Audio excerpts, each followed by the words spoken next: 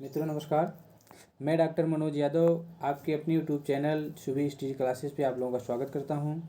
मित्रों, इस प्लेटफार्म से मैं हिंदी टीएचटी पीएचडी नेट जेआरएफ के लिए प्रैक्टिस सेट लेकर आया हूं। प्रैक्टिस सेट चला रहा हूं मित्रों, और इस प्रैक्टिस सेट के क्रम में इसके पहले जो है कि हमारा 6 प्रैक्टिस सेट हो चुका है मित्रों। और हमारा यह प्रैक्टिस सेट हिंदी साहित्य के इतिहास पर एकदम शुरुआत से आदिकाल से चल रहा है।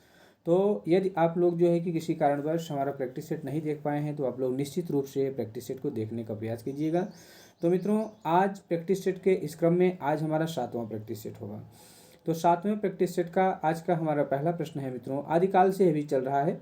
और इसी तरह से इसी क्रम में जो है कि आदिकाल खत्म होने के बाद भक्ति काल, रीतिकाल, आधुनिक काल, हाँ सभी पर जो है कि संपूर्ण हिंदी साहित्य के इतिहास पे, और इसके बाद जो है कि भाषा विज्ञान, काव्य शास्त्र, सामान्य हिंदी, कोई भी पार्ट जो है कि आपसे छूटना नहीं पाएगा। संस्कृत साहित्य जो कुछ भी है पूरे संपूर्ण जो है कि टीजीटी पीएचडी नेट जेआरएफ का जो सिलेबस है, संपूर्ण सिलेबस को जो है कि इस प्रैक्टिस सेट के माध्यम से हम कवर करेंगे। ठीक है। तो मित्रों, आज के प्रैक्टिस सेट का हमारा पहला प्रश्न है, ऋट्ठिणेमि किसकी रचना है? ऋट्ठिणेमि किसकी रचना है? तो मित्रों, विकल्प है हमारा जो है, पहला विकल्प है पुष्पदंत की, दूसरा जॉर्ज ग्रेसन की, तीसरा स्वयंभू की, और चौथा विकल्प है राम सिंह की। तो आप लोग जो है कि थोड़ा सा मैं टाइम देता हूं मित्रों कि आप लोग जो है अपना विकल्प चुनें। और हमारे कुछ मित्र हैं कि जो देखते हैं वीडियो और कमेंट के माध्यम से बताते भी हैं कि हमारा इतना सही हुआ, और हर क्वेश्चन का वो जो है कि अपना आंसर देने का प्रयास करते हैं। तो हमारा उद्देश्य है कि सभी जितने भी हमारे मित्र हमारा वीडियो देखते हैं, सभी लोग जो है कि पहले तो अपना आंसर देने का प्रयास किया करें, इसके बाद तो हम थोड़ा सा टाइम देकर बताते ही हैं। ठीक है। और आप लोगों से एक रिक्वेस्ट और है कि आप लोग जो है कि थोड़ा सा चैनल को सब्सक्राइब कीजिए। ठीक है। यदि आप लोग चैनल को सब्सक्राइब करते हैं और 1000 सब्सक्राइबर हमारे हो जाते हैं तो फिर जो है कि हम लाइव क्लास देना शुरू कर देंगे। ठीक है।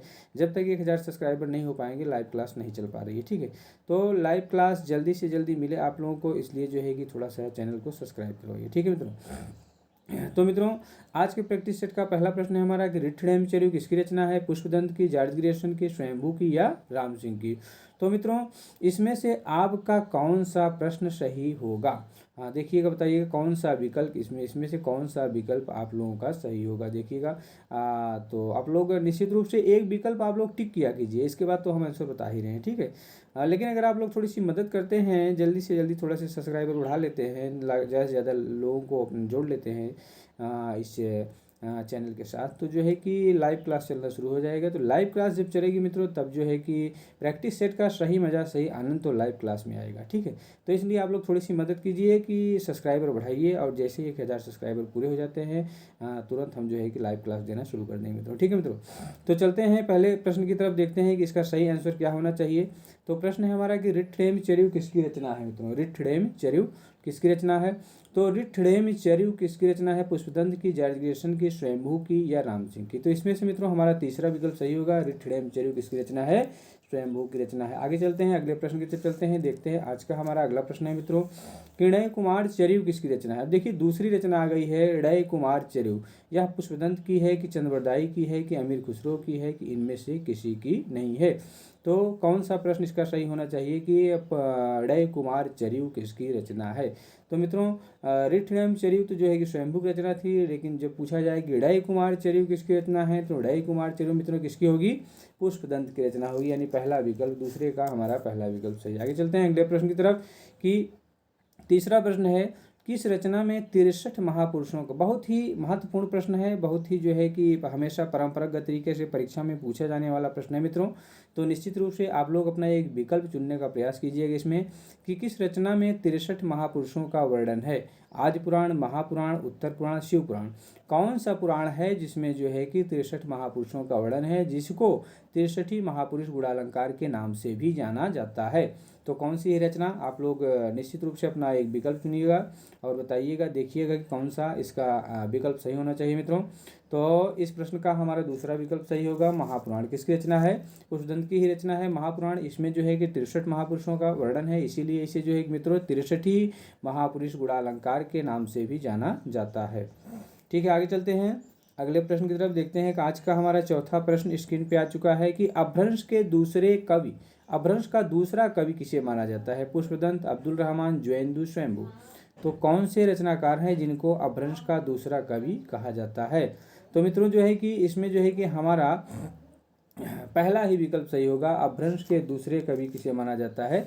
अपभ्रंश का दूसरा कवि जो है कि किसको? पुष्पदंत को माना जाता है। हाँ तो मित्रों इस प्रश्न का आंसर हुआ पहला विकल्प हमारा सही होगा कि अपभ्रंश के दूसरे कवि कौन माने जाते हैं? पुष्पदंत। पहले कौन माने जाते हैं? स्वयंभू। जब भी पूछा जाए कि अपभ्रंश के पहले कवि कौन माने जाते हैं तो अपभ्रंश के पहले कवि स्वयंभू हैं और दूसरे पुष्पदंत हैं। ठीक है, आगे चलते हैं, अगले प्रश्न की तरफ चलते हैं, देखते हैं कि आज का हमारा अगला प्रश्न क्या है मित्रों। अगला प्रश्न स्क्रीन पे आ चुका है। देखिए अगला प्रश्न है कि पांचवा प्रश्न है, किस कवि ने अपने को अभिमान मेरु कहा? किस कवि ने अपने को अभिमान मेरु कहा? स्वयंभू ने, मुनिजिन विजय ने, पुष्पदंत ने, या इनमें से कोई नहीं? तो इसका कौन सा विकल्प सही होगा आप लोग देखकर बताइएगा कि किस कवि ने अपने को अभिमान मेरु कहा। बहुत ही बढ़िया प्रश्न है, 1 नंबर का प्रश्न है, हमेशा परंपरागत तरीके से पूछा जाने वाला प्रश्न है और पूछा जाने वाला ही नहीं, परीक्षा में डिस्टर्ब करने वाला प्रश्न है, उलझाने वाला प्रश्न है। ठीक है, तो इसलिए आप लोग जो है कि इसको ध्यान से देखिएगा, ध्यान से जो है अपना एक विकल्प चुनिएगा, निश्चित रूप से सभी लोग बताइएगा। और उम्मीद करता हूँ कि ज़्यादा से ज़्यादा लोग जो है कि सही विकल्प को चुनेंगे कि किस कवि ने अपने को अभिमान मेरु कहा। अभिमान मेरु अपने को किस कवि ने कहा? तो मित्रों जो है कि इसमें से जो है कि कौन सा विकल्प हमारा सही होगा? विकल्प नंबर 3 यानी सी विकल्प हमारा सही है, वह पुष्पदंत ने जो है कि अपने को अभिमान मेरु कहा है। ठीक है मित्रों, आगे चलते हैं, अगले प्रश्न की तरफ चलते हैं, देखते हैं कि आज का हमारा 6वां प्रश्न है कि महापुराण किसकी होना चाहिए? किसकी हो गया है, किसकी रचना है? महापुराण किसकी रचना है? ठीक है, महापुराण किसकी रचना है मित्रों? तो महापुराण बताना है जिस महापुराण के विषय में इसके पहले बताया गया कि कौन सी रचना है जिसमें 63 महापुरुषों का वर्णन है, जिसे 63 महापुरुष गुणालंकार के नाम से जाना जाता है, उसी के विषय पूछा जा रहा है कि इसके रचनाकार कौन है। हाँ, किस कवि की रचना है, किस महान कवि की रचना है महापुराण? ठीक है, कालिदास की, चंद्रवरदाई की, स्वयंभू की, या पुष्पदंत की? तो मित्रों जो है कि 6वें प्रश्न का सही आंसर हमारा क्या होना चाहिए? तो 6वें प्रश्न का सही आंसर हमारा होगा चौथा, यानी डी विकल्प हमारा सही है, यानी महापुराण किसकी रचना है? पुष्पदंत की रचना है। आगे चलते हैं, अगले प्रश्न की तरफ चलते हैं, देखते हैं आज का हमारा अगला प्रश्न क्या है मित्रों। देखिए अगला प्रश्न स्क्रीन पे आ चुका है कि संदेश राशक किसकी रचना है मित्रों। प्रश्न है कि संदेश राशक किसकी, जब बहुत ही महत्वपूर्ण रचना, हमेशा पूछी जाने वाली रचना है। संदेश राशक अब्दुल रहमान की है कि ज्वेंदु की है कि जिनेंद्र सूरी की है कि चंद्रवरदाई की है? तो संदेश राशक तो बहुत ही चर्चित रचना है और उम्मीद करता हूँ कि हमारे सभी मित्र जो है कि इसका सही आंसर दे पाएंगे और किसी से नहीं मिसेगा, कोई मिस होगा, कोई इसको मिस नहीं करेगा, सभी लोगों को सही आंसर आना चाहिए इस प्रश्न पर। तो मित्रों ये थोड़ा सा आप लोग हमारी मदद करते हैं, चैनल को थोड़ा सा सब्सक्राइब करते हैं, जल्दी से थोड़ा सब्सक्राइबर आप लोग बढ़ा देते हैं। तो देखिए जब लाइव क्लास चलेगी, जब लाइव प्रैक्टिस सेट जाएगा तो उसका आनंद कुछ अलग ही रहेगा। ठीक है, तो थोड़ी सी आप लोग मदद कीजिए, सब्सक्राइबर थोड़ा से बढ़ाइए, ज़्यादा से ज़्यादा लोगों से सब्सक्राइब करवाइए। जैसे ही 1000 हमारे सब्सक्राइबर हो जाते हैं तुरंत हमारी लाइव क्लास चालू हो जाएगी। ठीक है मित्रों, तो इस प्रश्न का हमारा जो है कि सही आंसर क्या होगा मित्रों? बहुत ही चर्चित रचना, बहुत ही चर्चित राइटर है अब्दुल रहमान, संदेश राशक इन्हीं की रचना है। ठीक है मित्रों, आगे चलते हैं, अगले प्रश्न की तरफ चलते हैं, देखते हैं कि आज का हमारा अगला प्रश्न क्या है। परमात्म प्रकाश किसकी रचना है? बहुत ही चर्चित रचना ये भी है, परमात्म प्रकाश। ठीक है, तो परमात्म प्रकाश किसकी रचना है? राम सिंह की, मेरतुंग की, ज्वेंदु की, किसी की नहीं? तो परमात्म प्रकाश योगसार, 2 रचनाएं हैं, हाँ जिस किसी की भी है। परमात्म प्रकाश योगसार बहुत चर्चित रचनाएं हैं और बहुत महत्वपूर्ण, अक्सर परीक्षा में पूछी जाने वाली रचनाएं हैं। तो आप लोग बताइए और मिस मत कीजिएगा कि परमात्म प्रकाश किसकी रचना है। परमात्म प्रकाश योगसार, दोनों रचनाएं बताइए कि किसकी रचना है, एक ही राइटर की रचनाएं हैं। तो किसकी होनी चाहिए मित्रों जो है कि परमात्म प्रकाश योगसार ज्वेंदु की रचना है, यानी तीसरा विकल्प यानी सी विकल्प हमारा सही विकल्प होगा। आगे चलते हैं, अगले प्रश्न की तरफ, देखते हैं कि अगला प्रश्न क्या है मित्रों। कि 9वां प्रश्न है कि प्राकृत व्याकरण किसकी? ये तो और ही महत्वपूर्ण रचना है, एक से बढ़कर एक प्रश्न है, एक से बढ़कर एक रचनाएं हैं जो हमेशा पूछी जाती है। यदि आप लोग प्रैक्टिस सेट का रिवीजन करते रहे तो आप लोगों को लगभग जो है कि 125 में से कम 110 क्वेश्चन तो आप लोगों को प्रैक्टिस सेट से ही मिल जाएगा। इस तरह से हम जो है कि प्रैक्टिस कराएंगे संपूर्ण सिलेबस पर। ठीक है, तो आप लोग प्रैक्टिस सेट बिल्कुल भी मत मिस कीजिएगा। इसी के साथ साथ हमारी क्लास भी चल रही है, उसको भी देखते रहिएगा। ठीक है, तो प्राकृत व्याकरण किसकी रचना है? वर्रुच की है, हेमचंद्र की है, जगनिक की है, मधुकर कवि की है? तो प्राकृत व्याकरण की बात हो रही है, प्राकृत प्रकाश नहीं है। यहाँ पर थोड़ा सा कंफ्यूज मत होइएगा आप लोग, प्राकृत प्रकाश और प्राकृत व्याकरण दोनों रचनाएं अलग अलग हैं। तो प्राकृत व्याकरण की बात हो रही है कि प्राकृत व्याकरण किसकी रचना है मित्रों?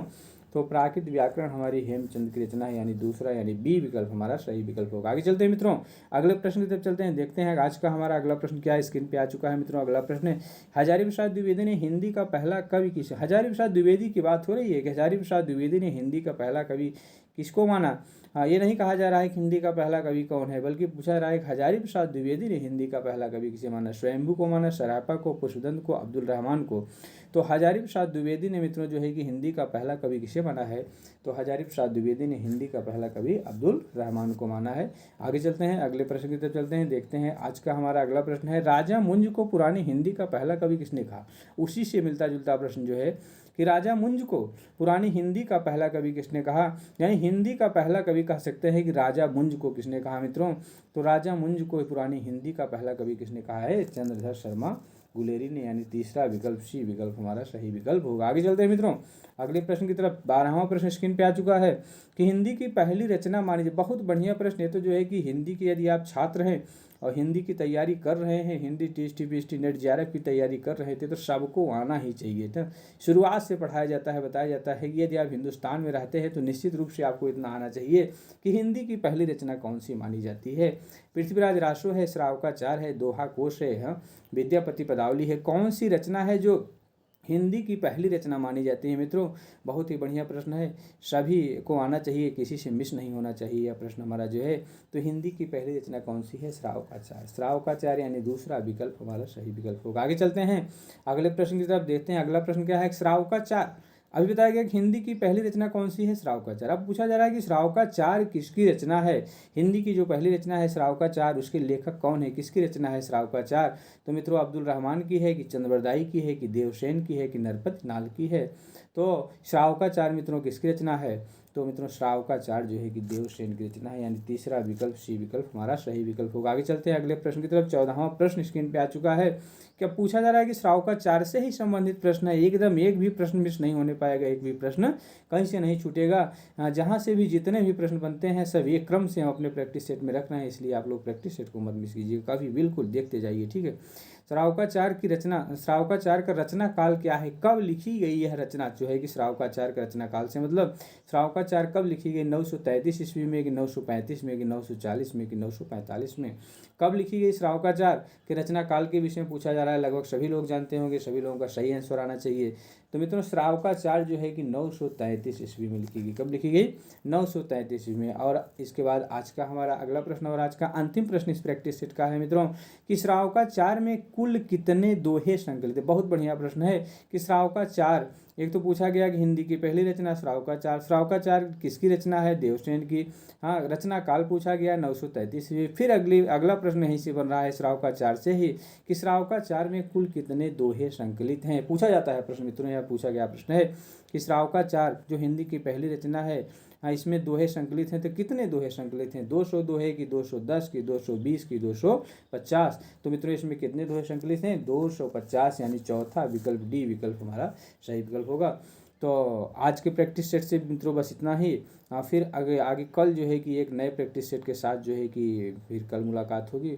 और मित्रों आप लोगों से निवेदन है कि यदि आप लोगों को प्रैक्टिस सेट हमारा जो है कि पसंद आ रहा है तो निश्चित रूप से आप लोग ज़्यादा से ज़्यादा सब्सक्राइब करवाइए। और जितना ही जल्दी आप लोग 1000 सब्सक्राइबर पूरे कर लेंगे उतने जल्दी ही जो है कि हम आप लोगों को लाइव क्लास दे पाएंगे। तो इसलिए निश्चित रूप से जो है कि आप लोग प्रयास कीजिए ज़्यादा से ज़्यादा लोगों को जोड़ने का, और चैनल को सब्सक्राइब करवाइए, लाइक करवाइए और शेयर कीजिए। जितने ज़्यादा लोगों के पास आप लोग शेयर करेंगे उतना जल्दी हमारे सब्सक्राइबर पूरे होंगे और उतनी जल्दी हम आप लोगों को लाइव क्लास दे पाएंगे, प्रैक्टिस सेट के भी और जो है कि क्लास की भी लाइव क्लास दे पाएंगे। तो मित्रों बस इतना निवेदन है आप लोगों को, जल्दी से जल्दी जो है कि 1000 सब्सक्राइबर आप लोग पूरा कीजिए, फिर लाइव क्लास देंगे। फिर लाइव क्लास से प्रैक्टिस सेट हल करने में और भी आनंद आएगा।